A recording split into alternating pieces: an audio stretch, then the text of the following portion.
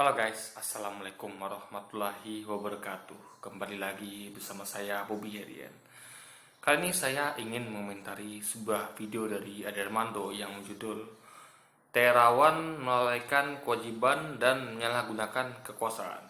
Kita langsung tonton videonya dan habis itu akan kita komentari. Video ini hanya untuk mereka yang punya logika. Bagi yang tidak punya logika, skip aja. Ada satu masalah besar dengan Menteri Kesehatan kita, Dr. Terawan. Dia nampaknya tidak menjalankan kewajibannya. Tapi masalahnya kelalaiannya bisa berakibat fatal, terutama di era pandemi COVID-19 ini. Kabar terakhir yang saya dengar adalah soal nasib para dokter residen, alias mereka yang sedang menjalani pendidikan spesialis atau subspesialis kedokteran. Terawan mengabaikan begitu saja kewajibannya melindungi hak-hak dasar para residen walau korban sudah berjatuhan. Saya akan nyatakan dari awal apa yang saya sampaikan ini adalah berdasarkan informasi dari pihak-pihak yang bisa dipercaya. Saya sih tidak peduli dengan isu reshuffle, perombakan kabinet atau apapun. Saya tidak anti Terawan, tapi ini adalah soal nyawa manusia. Dan karena itu kita harus membicarakannya. Begini duduk perkaranya. Seperti tadi saya katakan, dokter residen adalah mereka yang sedang menjalani pendidikan spesialis. Jadi mereka sudah jadi dokter, tapi sedang mengejar gelar spesialis atau subspesialisnya. Saat ini mereka menjadi salah satu garda terdepan dalam perang melawan COVID-19. Mereka ditempatkan di banyak rumah sakit pendidikan, dan di sana mereka adalah dokter yang bekerja siang malam, menggantikan para dokter seniornya. Masalahnya, karena posisinya itu, mereka rentan tertular COVID-19. Misalnya saja pada pertengahan Juni lalu diberitakan 22 residen di Fakultas Kedokteran Universitas Airlangga Surabaya terkena COVID-19 saat bertugas di Rumah Sakit Dr. Sutomo Surabaya. Bentar guys, bentar. Ini sebenarnya gini ya, saya mau bahas isu ini dulu ya, bentar. Menteri ini kan yang milih presiden gitu. Ini adalah Menteri Terawan adalah menteri pilihan presiden gitu kan. Jadi sekali lagi ya ada Armando ini dia harus ngerti akan hal itu gitu. Dia nggak bisa hanya mengkritik ini menteri lalu membela presiden, nggak bisa. Karena ini satu paket. Karena menteri juga ada pilihan presiden, bukan pilihan Habib Rizik ya, bukan pilihannya Anies Baswedan, tapi dia yang diserangnya selalu harus Baswedan dan Habib Rizik gitu. Aneh, ya kan? Sementara ini dia tidak menyerang yang milih menteri ini juga gitu. Ini jelas ini nama taklid buta. Ini sudah saya bahas di video-videonya ketika saya komentari videonya Mas Sahal gitu kan. Ini jelas taklid buta. Yang kedua, masalahnya kan sebenarnya kan jadi serius sekarang nih. Pandemi kita ini sekarang udah 60 ribuan kan. Penderita suspeknya gitu. Ini kan sama seperti Italia di awal kemarin. Waktu kita masih 1000-2000, korban kita kan Italia kan 60.000. Nah, kan di saat itu kan saya betul tuh Ade Armando dan kelompoknya Ekura di Instagram mengatakan santuy, biasa aja, normal, hidup normal dan segala macamnya gitu. Ketika Anies Baswedan bekerja keras gitu, beliau sudah melakukan aksi seperti pembatasan angkutan massal yang sekarang dilakukan tentunya gitu kan. Dahulu kan beliau sudah lakukan pertama kali dibully gitu guys. Jadi ini akibat kenapa banyak korban kita sekarang. Dan ini kan kalau kita lucunya ada yang mana kan ngomong soal nyawa manusia. Kenapa baru sekarang gitu? Kenapa nggak dari awal-awal dahulu? Ketika itu kita suarakan ayo kita lockdown. Karena negara lain juga ada lockdown gitu kan. Dan setelah lockdown kita bisa normal gitu. Jadi soalnya kita sudah turun dari lama kasus ini, tapi terus meningkat itu kan. Jadi kenapa? Karena mereka itu melakukan lockdown, kita tidak gitu. Jadi ketika mereka ini normal, kita sok-sokan berani normal. Kalau mereka kan wajar nih normal, mereka sudah melakukan antisipasi maksimal. Kita kan main-main, cuman PSBB, lalu banyak juga dibully PSBB itu kan. Dikatakan santuy aja, biasa aja. Jadi ketika dia ngomong soal nyawa manusia, apakah dia nggak sadar dulu awalnya dia menyelipkan nyawa manusia?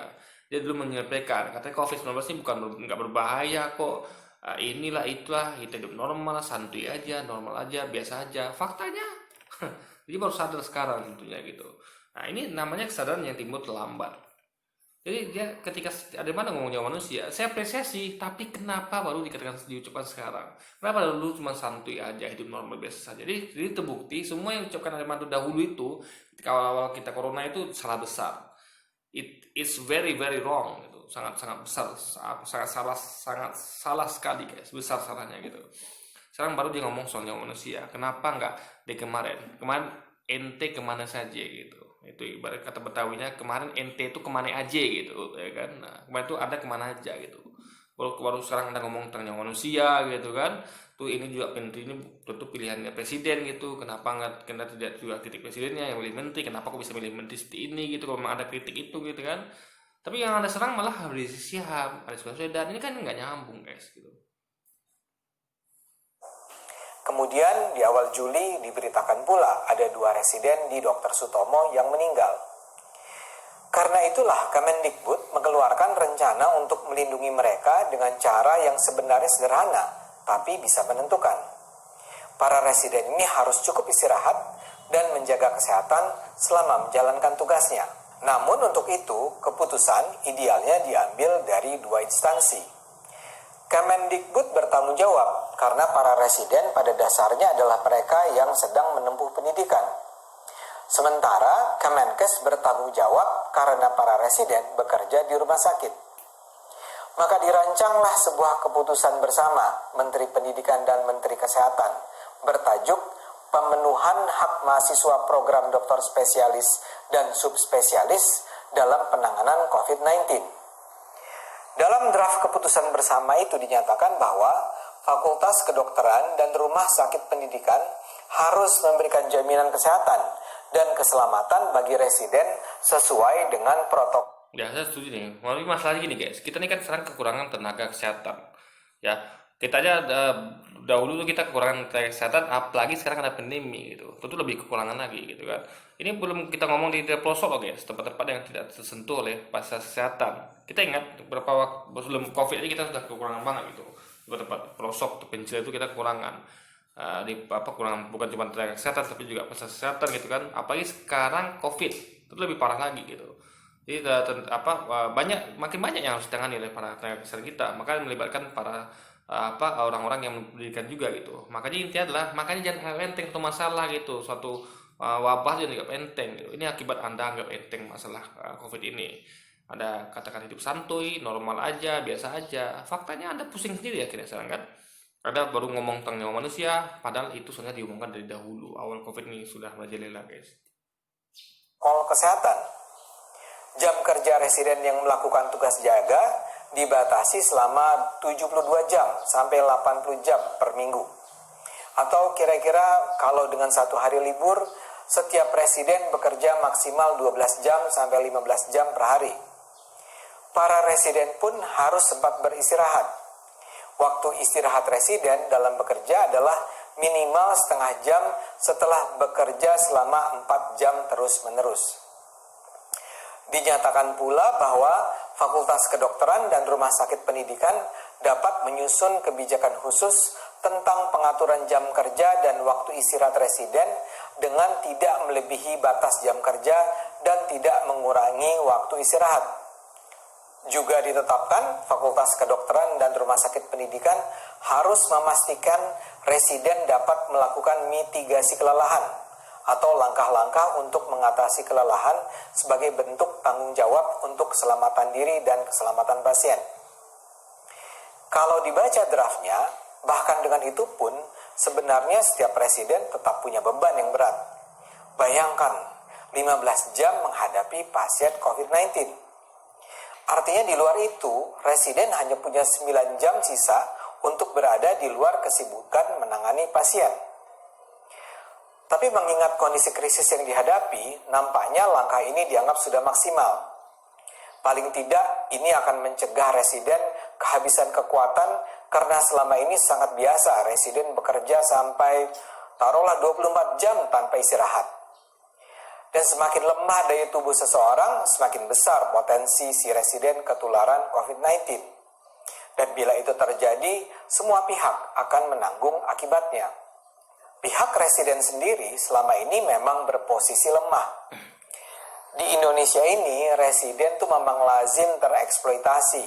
Mereka harus kerja keras, menjalankan peran yang seharusnya diambil para senior, tanpa atau dengan sedikit imbalan agar bisa memperoleh gelar spesialisnya. Karena posisinya itulah mereka sulit untuk memperjuangkan hak. Oke, untuk ini saya ada sedikit komentar ya, gini. Eh, saya bekerja di bidang perhotelan ya, di gini, bidang jasa ya. Saya itu selalu menekankan ya, misalnya saya bekerja di situ, sebagai pekerja, sebagai karyawan. Nah itu kan tentu ada anak magang di situ kan. Nah saya selalu katakan pada magang ini, kalian harus melebihi kami para senior ya. Bukan berarti kami kejam atau bukan berarti kami jahat ya. Tapi kalau kalian itu biasa-biasa saja, pertama kan mereka tuh magang itu kan untuk mempraktikkan ilmu yang mereka dapat di teori di praktis sekolahan gitu. Sehingga ketika mereka magang, mereka harus betul-betul serius, betul-betul bahkan kalau bisa mereka melebihi para seniornya. Kenapa? Pertama, agar mereka bisa menerapkan maksimal mengaplikasikan praktek dari hasil ilmu yang mereka dapat teori di sekolah. Kedua, mereka bisa melampaui seniornya dalam hal, karena gini, senior kan sudah orang-orang yang sudah pandai, sudah punya ilmu, sehingga senior itu bekerja itu berdasarkan ilmu mereka punya, sehingga mereka senior itu tidak sudah terbiasa sekali dengan kerja itu, mereka bekerja itu terus menerus gitu kan. Nah sementara para magang ini kan tentu kan belum biasa, sehingga mereka harus mendapatkan porsi lebih gitu. Ini bukan berarti gini, jadi karena bukan berarti itu seniornya jahat ya, bukan berarti karyawannya jahat atau kejam, kecuali memang ada karyawan yang malas gitu, sehingga dia memang betul-betul tidak bekerja, lalu dia memberikan pekerjaan yang berat-berat kepada juniornya. Enggak, bukan seperti itu guys. Jadi tujuan senior itu harus untuk memberikan pelajaran ilmu agar anak magang ini tangguh, teruji, dan itu kan bagus juga. Ketika mereka melampaui para senior, mereka kan ada pulang jadi panggil. Jadi mereka magang di situ tuh nanti ketika nanti mereka sudah tidak magang lagi, mereka akan diingat-ingat terus gitu. Sehingga nanti kalau perusahaan butuh kerja kan mereka akan dipanggil. Beda dengan anak magang yang dimanja oleh seniornya, misalnya senior sering saya dulu mengalami itu kan. Awal itu kan saya nggak tega gitu kan, aduh saya kan di sini kerja dibayar, mereka cuma magang, maka saya ambil alih kerja mereka semua, saya kasih kerja santai gitu. Dan saya sadar itu efeknya nggak bagus loh guys. Itu saya ubah metode itu ya memang menyenangkan bagi si anak magang, mereka kerja santai, enak, asik, bahkan bisa sambil dengan musik. Tapi saya rasakan itu buruk bagi mereka ke depannya. Anggap mereka senang waktu itu, atau mereka suka sama saya gitu kan. Dan fakta memang mereka suka sama saya karena itu gitu kan. Tapi ke depannya mereka tidak akan dapat ilmu, mereka tidak akan mendapatkan manfaat di situ gitu. Kalau saya sih udah dapatkan, udah manfaatnya sudah banyak karena saya sudah biasa mengerjakan hal itu. Tapi kalau mereka tidak biasa, maka mereka harus dikasih pos lebih. Nah, ibaratnya kalau kayak MotoGP ya, anggaplah saya misalnya saya udah punya nama nih di tempat saya bekerja, insya Allah udah punya nama karena saya senior dan saya punya skill tentunya, karena saya biasa mengerjakan itu terus. Jadi sama kayak analoginya kayak pembalap MotoGP yang dia tuh sudah punya nama kayak Rossi lah, atau kayak siapa lah ya, kayak Mark Vinales lah, atau siapapun itu yang udah terkenal gitu kan lah. Ketika dia udah biasa naik podium peringkat 1, 2, 3, tiba-tiba dia peringkat 10, 1, 2 musim itu dianggap hal biasa. Oh mungkin dia lagi kepleset, oh mungkin lagi bukan momennya gitu. Tapi orang tetap percaya pada dia. Rossi tetap Rossi, walaupun dia menurun sekian peringkat berapa tahun itu kan. Rossi tetap Rossi, punya nama.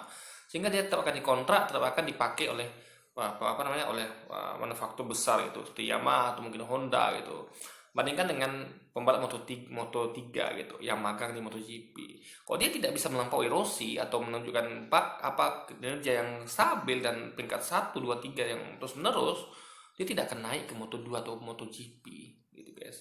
Jadi hanya yang bibit unggul yang betul-betul berprestasi yang diangkat ke MotoGP gitu. Sehingga dia untuk betul-betul mendapatkan harus berjuang keras untuk mendapatkan MotoGP dan mendapatkan kontrak sponsor guys. Beda dengan Rossi yang sudah punya nama. Nah itu analoginya.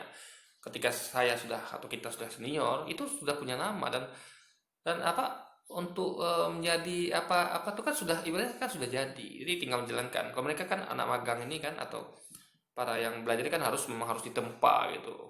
Karena mereka itu memang harus jadi gitu. Karena mereka belum jadi gitu guys. Nah, itu jadi itu memang kan kalau saya pandang sisi positifnya itu hal bagus itu ketika mereka ini berusaha lebih keras daripada para seniornya, karena mereka juga generasi ke depan tulang punggung, karena kan senior ini kan ujungnya nanti akan wafat, akan pensiun juga gitu. Sehingga harapan kita adalah pada para junior ini, maka mereka harus bekerja lebih keras karena mereka juga punya jiwa muda juga kan, mereka juga punya kekuatan fisik yang lebih, sehingga mereka juga butuh ilmu itu karena mereka nggak biasa mengaplikasikannya, mereka butuh biasa, maka mereka harus bekerja dan belajar lebih keras daripada para senior guys.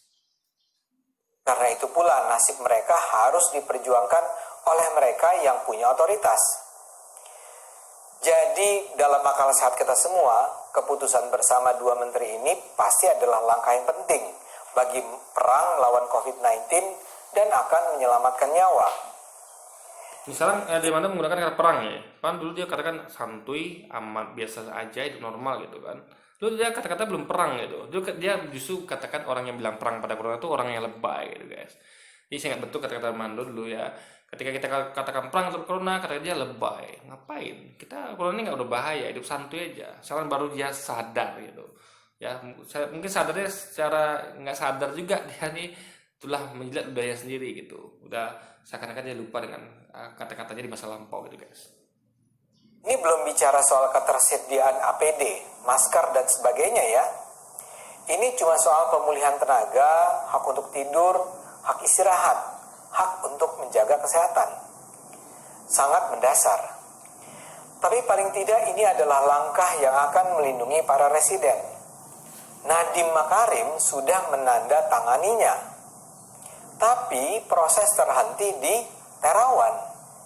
Menurut informasi yang saya peroleh, surat dengan tanda tangan Nadiem sudah dikirim sekitar 2 minggu yang lalu. Tapi sampai saat video ini dibuat, gayung tak bersambut.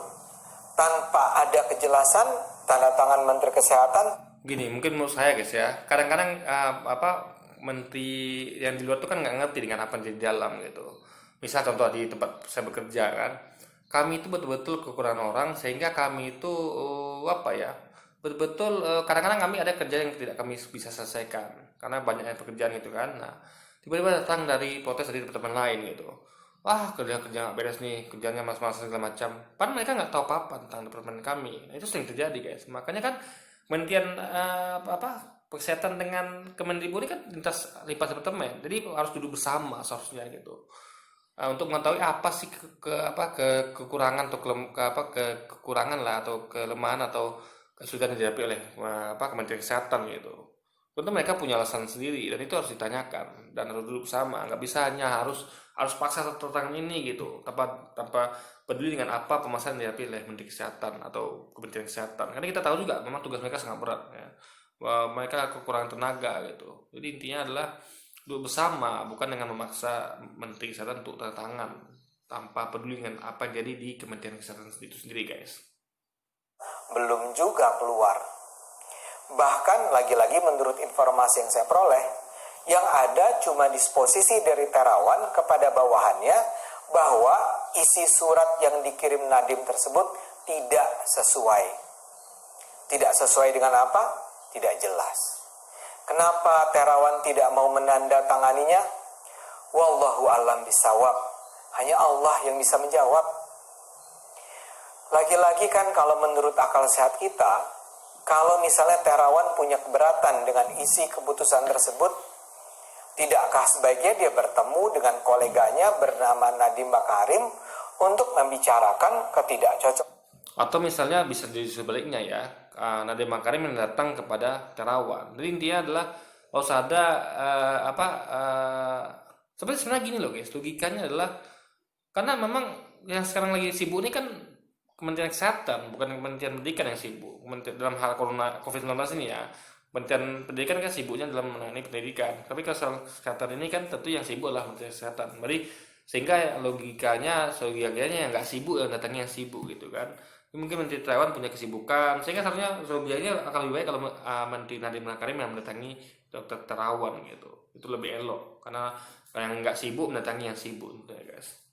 Bukannya tersebut, atau kirimlah dirjennya untuk bertemu dengan Dirjen Mendikbud segera, tidak menunggu 2 minggu. Bukankah keputusan ini penting untuk keselamatan jiwa orang dan kesuksesan program? Dan ini artinya menyangkut kesehatan rakyat Indonesia, sesuatu yang sebenarnya merupakan tanggung jawab sang menteri. Tapi terus terang ya, nampaknya memang berita yang terdengar dari Kementerian Kesehatan ini bisa dibilang full minor, semata-mata negatif. Pada awalnya dulu Terawan dianggap bermasalah hanya karena gayanya yang santuy dan terkesan anggap enteng. Sama dengan Ade Armando, Nini Sregar, Eko tadi, ya kan, sama Sapi Kasim juga. Jadi Ade Armando ini seakan-akan sedang nampar mukanya sendiri, guys. Jadi dulu dia sama dengan Ahmad Terawan sama gitu. Jadi ketika dia bilang ketika Ahmad Terawan anggap enteng, dia justru lebih anggap enteng lagi gitu. Saya nggak betul loh video-video awal, saya bisa cek di video saya sendiri, di video dia juga itu Joko TV itu kan, awal-awalnya dia juga seperti itu. Maka dia bukan nggak cukup hanya santuy dan hidup normal dan biasa aja kata dia, tapi juga dia mengkritik dan membuli orang-orang yang seperti apa Anies Baswedan yang dengan gagah perkasa, dengan sigap, dengan cekatan merespon ini dengan tidak main-main, dengan membatasi masalah-masalah itu gitu kan. Itu sangat keren sekali gitu. Tapi Armando malah membulinya gitu. Ini Armando nih anda tahu lah bagaimana dia memang secara nggak sadar dia mengakui kalau dia salah, tapi dia nggak gentleman gitu, nggak mengakui kalau dulu dia tuh salah ketika dia mengatakan hidup santuy dan normal, karena dia juga mengkritik dokter Terawan ini kan, anggap enteng, begitu itu salah, berarti dia dulu tuh salah ketika dia anggap enteng itu, guys. Tapi kalau sekarang Terawan nampak sama sekali tidak qualified. Kita juga misalnya mendengar bahwa tunjangan yang dijanjikan pemerintah kepada para tenaga kesehatan, dokter sampai perawat di seluruh Indonesia terhambat karena birokrasi di Kementerian Kesehatan. Keterlambatan pembayaran sampai menumpuk berbulan-bulan. Ini terjadi karena verifikasi data di tingkat daerah misalnya harus dilakukan oleh Kemenkes. Akibatnya prosedur pencairan dana menjadi berbelit-belit dan makan waktu lama. Baru setelah protes di mana-mana, otoritas akhirnya dilimpahkan ke Dinas Kesehatan di tingkat kabupaten kota dan provinsi. Lalu demikian pula, walau dalam kasus yang agak berbeda, kita juga mendengar tentang kasus Terawan yang diajukan ke Komnas HAM. Ini bahkan terkesan kekanak-kanakan. Terawan rupanya masih mendendam dengan mantan Ketua Majelis Kehormatan Etik Ikatan Dokter Indonesia, Priyo Sidi Pratomo, yang pernah memberi sanksi baginya 2 tahun yang lalu. Ketika itu, ID menganggap metode penyembuhan yang diterapkan Terawan, metode penyembuhan stroke brainwashing itu masih diragukan secara medis. Dr. Priyo ketika itu menandatangani keputusan mencabut keanggotaan Terawan sebagai anggota ID selama 12 bulan dan mencabut rekomendasi izin praktek Terawan. Setelah Terawan menjadi Menteri Kesehatan, Priyo mengundurkan diri dari jabatannya di ID karena dia khawatir keberadaannya di ID bisa mengganggu hubungan yang seharusnya harmonis antara ID dengan Menteri Kesehatan. Priyo sendiri adalah Dekan Fakultas Kedokteran Universitas Pembangunan Nasional Veteran (UPN) dengan masa jabatan 2017-2022. Tapi Terawan yang justru nampaknya masih mendendam luka lama. Ramai kini diberitakan bahwa Kementerian Kesehatan menekan Rektor UPN untuk memberhentikan Priyo dari jabatannya sebagai Dekan Fakultas Kedokteran di universitas tersebut. Kementerian Kesehatan secara mengada-ada menyatakan bahwa Priyo ditarik kembali ke Kementerian Kesehatan karena tenaganya dibutuhkan di kementerian. Rektor UPN tentu saja menolak. Keberadaan Priyo di UPN didasarkan pada surat resmi Menteri Kesehatan terdahulu, Ibu Nila Muluk. Pemberhentian Priyo sebagai Dekan Fakultas Kedokteran akan sangat berimplikasi pada proses pendidikan di sana yang memang sedang bersiap menghadapi proses akreditasi tahun depan. Sang rektor meminta agar Priyo baru ditarik setelah selesai menjalani masa tugasnya sebagai dekan. Mungkin gini guys, karena sekarang kan masa kritis nih pandemi COVID-19 nih, maka mungkin Menteri Kesehatan tuh punya pertimbangan lain gitu. Maka intinya adalah kita nggak tahu apa yang jadi Menteri Kesehatan, masalah apa mereka hadapi, kesusahan apa mereka hadapi, itu harus kementerian terkait itu harus ke sana untuk bertanya gitu, karena mereka lagi sibuk sekarang kan mengenai COVID-19 ini. Nah, yang kedua poinnya memang Presiden juga yang salah, karena Presiden salah milih orang, anggaran menteri ini salah gitu kan. juga menteri yang lain juga itu ada baru dilantik langsung buat kisruh gitu. Jadi terbukti memang presiden nggak pintar, nggak cerdas dalam memilih menteri, guys. Sehingga menteri yang dipilih selalu buat masalah gitu kan. Itu juga ada menteri yang impor terus itu, padahal kata Menteri Bulog gudang kita sudah penuh, tapi menteri itu masih aja impor terus gitu kan. Itu ada konflik lagi. Jadi intinya adalah menteri yang dipilih oleh presiden ini nggak pernah kita lihat selalu bermasalah. Ini nggak terjadi di zaman SBY, itu tidak terjadi seperti ini, banyak masalahnya gitu. Jadi ini terbukti kalau sebenarnya ujung-ujungnya tetap masalah ke presiden juga, karena beliau yang memilih gitu. Menteri ini kan bekerja karena beliau pilih gitu. Makanya ini nggak bisa dipandang hanya berdiri sendiri, guys, ya. Harus dipandang sebagai suatu paket, sebagai suatu antara yang memilih dan dipilih gitu. 2022 nanti. Namun Kementerian Kesehatan tidak mau tahu dengan segenap kesulitan yang ditimbulkan. Bahkan media kemudian juga memberitakan beredarnya rekaman percakapan telepon yang menunjukkan bagaimana staf khusus Terawan mengancam seorang pejabat di UPN Veteran agar Priyo segera diberhentikan. Karena itulah Priyo kini menghubungi Komnas HAM. Memang parah. Ada banyak lagi mungkin cerita tentang Terawan. Tapi seperti saya katakan, seluruh informasi ini secara bersama-sama menunjukkan bahwa betapa buruknya kualitas Terawan sebagai Menteri Kesehatan. Dan kalau kabar itu semua benar, Terawan bukan cuma lalai, tidak kompeten, tapi juga menyalahgunakan kekuasaannya. Rakyat Indonesia butuh para menteri yang bersedia sungguh-sungguh bekerja untuk rakyat. Ya, katakan itu pada presiden, karena beliau milihnya gitu, bukan kita milih bukan kita milih menteri kan, kita memilih presiden dan wakil presiden. Presidenlah yang memilih menteri. Maka katakan itu kepada presiden. Pak Presiden, kita butuh menteri-menteri yang sungguh bekerja untuk rakyat, bukan menteri yang sekarang. Itu seharusnya. Tapi kan dari Banten tidak mau. Dia tetap menyalahkan itu menterinya, tanpa tahu tanpa sadar kalau yang memilih menteri itu adalah presiden sendiri. Presiden yang dipilih dia tentunya, guys. Presiden Jokowi perlu dibantu oleh para menteri yang sungguh-sungguh bekerja untuk rakyat. Iya, yang milih itu kan beliau, yang milih pembantu itu kan beliau. Jadi beliau serahkan pada beliau dan katakan kritik ini kepada beliau gitu. Anda seharusnya milih menteri itu yang benar dong, Pak. Jangan menteri-menteri yang seperti ini gitu. Selesai, karena rakyat ini nggak tahu apa-apa, guys. Saya ini cuma dapat ekses negatifnya saja. Ya, kritik itu sebenarnya adalah yang kepada presiden yang milih menteri, bukan cuma keluh kesah pada rakyat, tapi tidak langsung sama kayak misalnya gini. Kayak kita bekerja, kita karyawan tuh bernasib buruk karena para manajer kita gitu kan. Mungkin zolim dan segala macamnya, bekerja nggak becus gitu kan. Nah, katakan itu pada yang milih para manajer itu gitu, yaitu ownernya gitu. Kan ini gimana ini kan kok begini gitu. Bukan katakan malah curhat kepada kita sama kita, nggak ada gunanya. Sampaikan langsung pada presiden, Pak, Bapak kalau memang menterinya begini ganti aja, atau pilih kali menteri yang bagus lah, yang bener, jangan kayak gini, kan gitu logikanya gitu.